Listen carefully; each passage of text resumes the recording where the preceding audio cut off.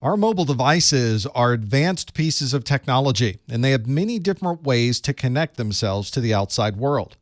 One of the most common ways to connect our mobile phones is through a cellular network. This would be our mobile devices, such as our cell phones, being able to communicate over this wireless network that's separated into different segments called cells.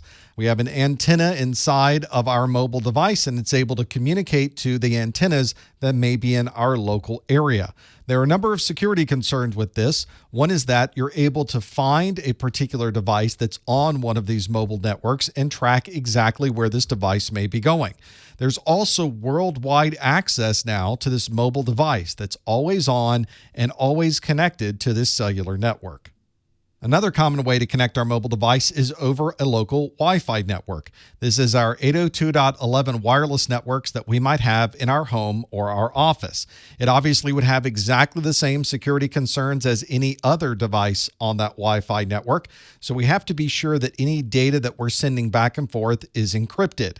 If we're not using an encrypted channel, or the encrypted channel is not using the proper protocols, then it is possible for someone to sit in the middle of the conversation and see all of the traffic going to and from our mobile device. And since the Wi-Fi network is using a particular set of 2.4 gigahertz or 5 gigahertz frequencies, it is also susceptible to frequency interference and denial of service. Some mobile devices can use satellite communications, or SATCOM.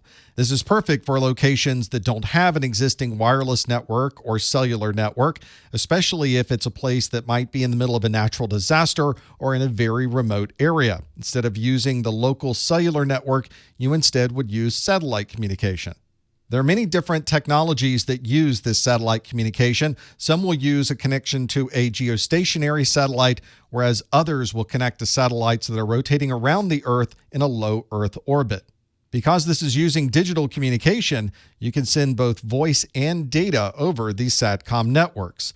These SATCOM devices have similar security concerns to our traditional mobile phones. There are operating system vulnerabilities and remote code executions you have to be concerned about, so it's always important to keep all of the software on these devices updated to the latest version.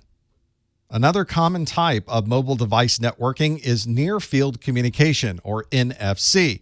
NFC is commonly used when you're communicating from your mobile device to a device that's very close by. Thus the name near field in the near field communication. We often see this used for payment systems. You might be in a store and ready to check out, and you can move your phone very close to the payment terminal, and it acts as if you were using a credit card.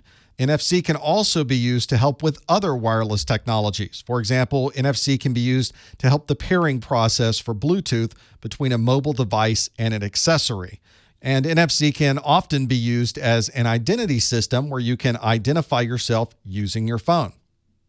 NFC is usually configured to be relatively secure, but there are some security concerns you should be aware of. One is that this is a wireless communication, and although it is a very narrow range of communication, someone with an antenna can still listen in on the communication and capture that data.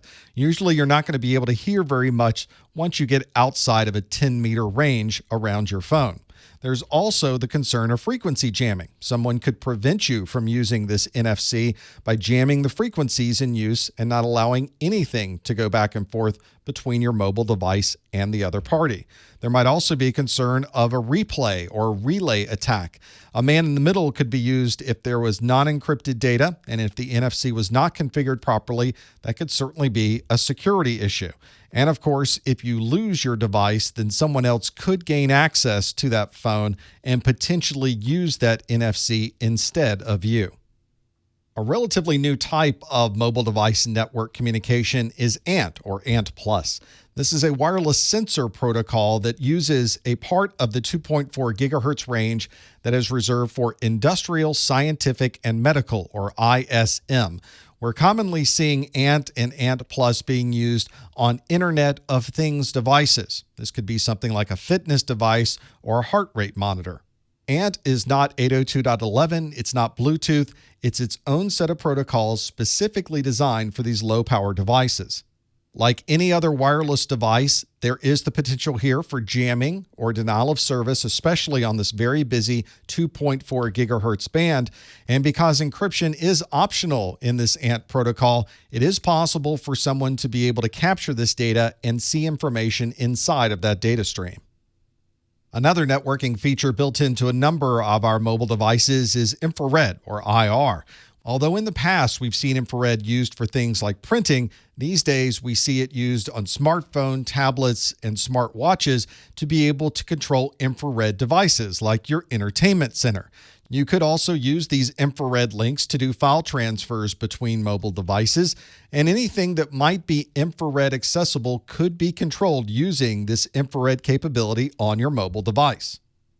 And one of the most common connections on our mobile devices is through USB, or Universal Serial Bus. This is a physical wired connection on our mobile devices. We usually are connecting our computer to our mobile device with USB.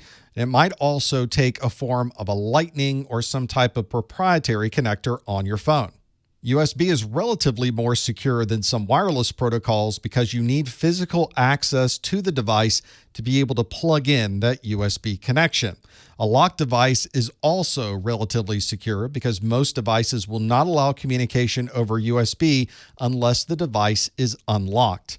Mobile phones can also connect via USB and appear as a removable storage device. So security professionals have to be very aware of people using their mobile device to exfiltrate data outside of your local network.